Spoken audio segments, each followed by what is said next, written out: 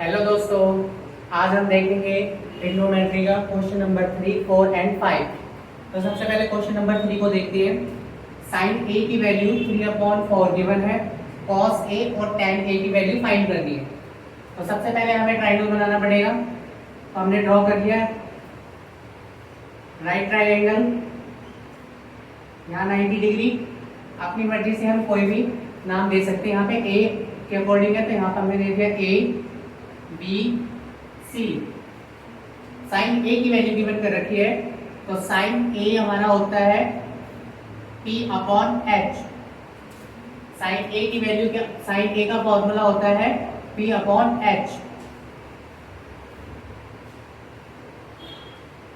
और यहाँ पे साइन ए की वैल्यू दे रखी है 3/4।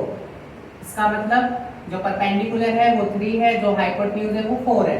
तो हाइपोटेन्यूज हमारी ये वाली लाइन है जो कि 90 के सामने है, इसकी वैल्यू हो जाएगी 4।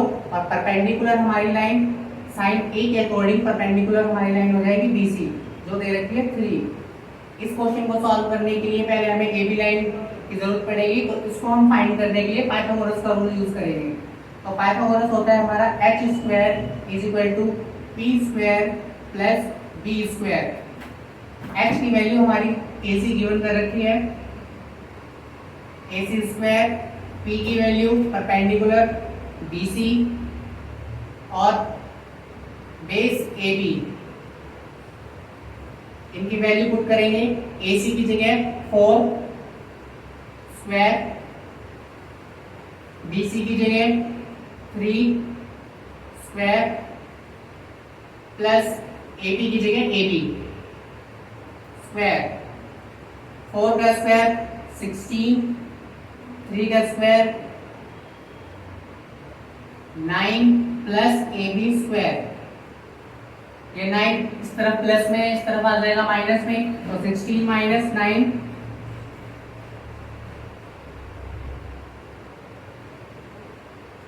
16 minus 9 is equal to AB square. 16 में से 9 माइनस करेंगे तो 7 आ जाएगा। AB की वैल्यू, यहाँ पे स्क्वायर रूट लगा हुआ है तो इस तरफ आ जाएगा, स्क्वायर लगा हुआ है तो इस तरफ हो जाएगा ये स्क्वायर रूट। तो AB की वैल्यू आ जाएगी √7। इसी √7 की वैल्यू से हम सॉल्व कर लेंगे इस पूरी इक्वेशन को। अब यहाँ पे साइन A और साइन A की वैल्यू P अपॉन H 3/5 दे रखी है। फाइंड करना है cos A। तो cos A फाइंड करने के लिए हम cos का फॉर्मूला लगाएंगे। cos A का फॉर्मूला होता है B upon H, base upon hypotenuse, मतलब आधार बटे कर्ण।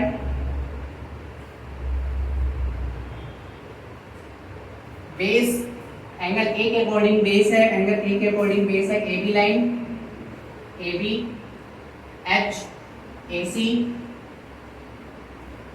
AB की वैल्यू हो जाएगी हमारी √7 और AC की वैल्यू हमारी आ जाएगी 4। तो cos A की वैल्यू हमारी आ गई √7/4। इसी तरीके से हमें फाइंड करना है tan A। तो tan A फाइंड करने के लिए हम क्या करेंगे, tan A का फॉर्मूला लगाएंगे P upon B। P perpendicular, B base. तो A के अकॉर्डिंग परपेंडिकुलर है, A के अकॉर्डिंग परपेंडिकुलर है ये BC लाइन, BC। और बेस है A के अकॉर्डिंग AB। तो यहाँ पे tan A की वैल्यू आ जाएगी P अपॉन B, मतलब AB की वैल्यू, BC की वैल्यू है 3 और AB की वैल्यू है √7। यहाँ से tan A की वैल्यू आ गई। इसी तरीके से बिल्कुल सिमिलर क्वेश्चन नंबर 4 है। क्वेश्चन नंबर 4 में भी यहाँ पे cot की वैल्यू गिवन कर रखी है, बस यहाँ पे 15 इसके साथ दे रखा है, इसको हम अपॉन में ले जाएंगे। तो cot A की वैल्यू हमारी हो जाएगी यहाँ पर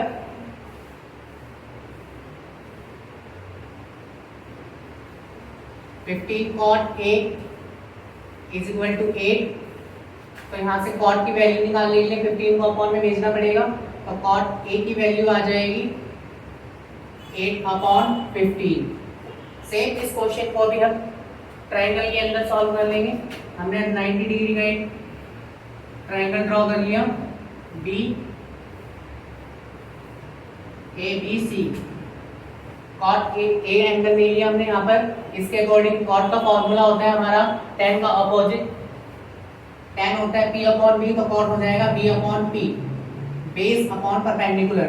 तो इस एक एंगल के अकॉर्डिंग हमारा बेस है ये, तो बेस दे रखा है 8 और परपेंडिकुलर है 15। सेम यहाँ पर हमें AC की वैल्यू निकालनी पड़ेगी। AC की वैल्यू निकालने के लिए हम पाइथागोरस का यूज करेंगे। तो पाइथागोरस का फॉर्मूला होता है हमारा h square is equal to p square plus b square. h की वैल्यू है AC square is equal to p की वैल्यू है यहाँ पर bc स्क्वायर और b की वैल्यू है ab स्क्वायर। वैल्यू पुट कर देंगे, AC हमें फाइंड करना है, तो AC सेम ऐसे ही रहेगा स्क्वायर, BC की वैल्यू 15 स्क्वायर प्लस AB की वैल्यू 8 स्क्वायर। 15 का स्क्वायर करेंगे तो 225 होता है और 8 का स्क्वायर करेंगे तो 64। 225 में हम 64 ऐड करेंगे तो 5 और 4 9, 6 और 2 8, 289। ये 289 AC यहाँ पे लिखा हुआ है, इधर स्क्वायर है तो इधर चला जाएगा स्क्वायर रूट, तो 289 का स्क्वायर रूट होता है 17। तो AC की वैल्यू आ जाएगी 17। AC की वैल्यू 17 आ चुकी है। अब हमें निकालना है क्या है, साइन A और कॉस A। तो हम जानते हैं साइन A का फॉर्मूला क्या होता है, साइन A होता है हमारा P अपॉन H, लंब बटे कर्ण, परपेंडिकुलर अपॉन में हाइपोटेन्यूज। तो यहाँ पे परपेंडिकुलर साइन A के अकॉर्डिंग परपेंडिकुलर ये है एंगल A, तो इसके अकॉर्डिंग परपेंडिकुलर हो जाएगी लाइन हमारी BC। और हमें कर्ण चाहिए, कर्ण लाइन हमेशा फिक्स होती है 90 डिग्री के सामने वाली लाइन, तो ये हो जाएगी AC। अब यहाँ पे इसकी वैल्यू पुट कर देंगे, तो BC की वैल्यू दे रखी है 15 और H की वैल्यू अभी अभी हमने फाइंड करी है 17। तो साइन A आ गया हमारा 15 अपॉन में 17। सेम इसी तरीके से हमें निकालना है सेक A। सेक A, तो सेक A का फॉर्मूला क्या होता है, सेक A होता है कॉस A का इनवर्स या कह सकते हैं अपोजिट। तो कॉस का फॉर्मूला होता है B अपॉन H, तो सेक का फॉर्मूला हो जाएगा H upon B, H upon B। कर्ण बटे में आधार या कह सकते हैं हाइपोटेन्यूज अपॉन में बेस। सेक A के अकॉर्डिंग, एंगल A के अकॉर्डिंग हमें कर्ण चाहिए, तो कर्ण लाइन हमेशा फिक्स होती है, हाइपोटेन्यूज हमेशा फिक्स है, तो 90 डिग्री के सामने वाली ये लाइन, तो AC और आधार BC बेस, तो बेस दे रखा है हमारे को AB। तो H AC लाइन है, AC की वैल्यू थी 17 और AB की लाइन है 8, तो 17 अपॉन 8, सेक A की वैल्यू आ गई 17 अपॉन में 8। इस तरीके से करना है। और सेम सिमिलर क्वेश्चन है क्वेश्चन नंबर 5। क्वेश्चन नंबर 5 में सारी वैल्यूज निकालनी है यहाँ पर, उसको अभी भी देखते हैं।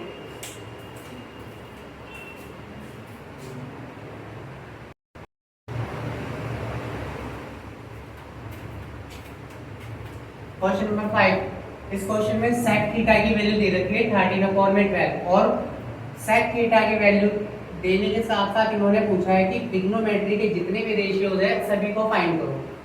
सभी रेशियो को फाइंड कर लेंगे। सेक थीटा की वैल्यू जो भी दे रखी है उसके अकॉर्डिंग सेक थीटा 13 अपॉन 12।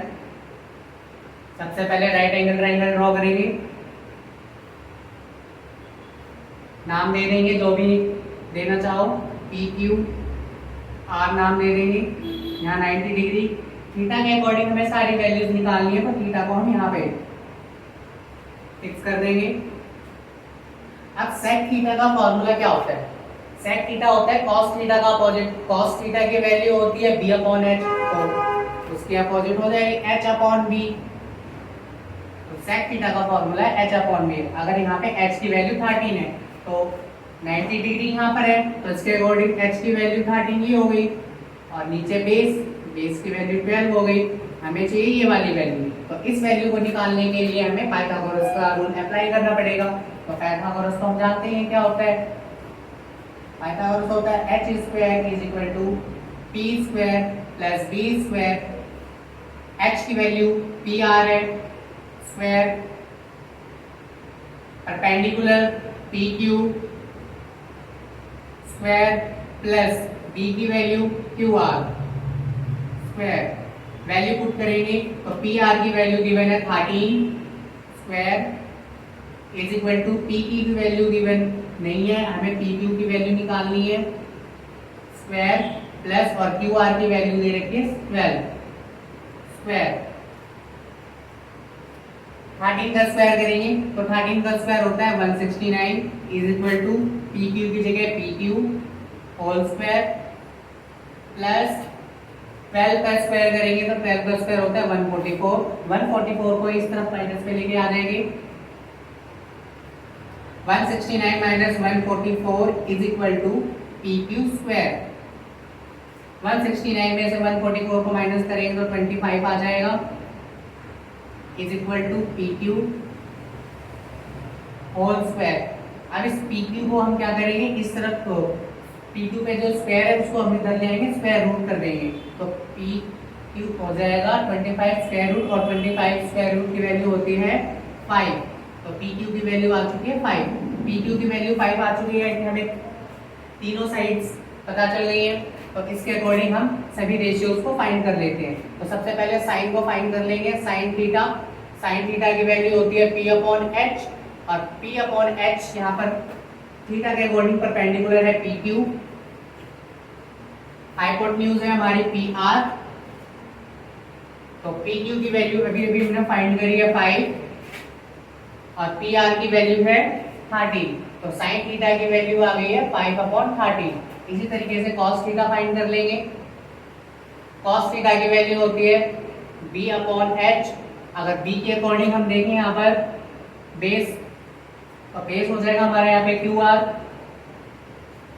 और हाइपोटेन्यूज तो फिक्स है पी आर।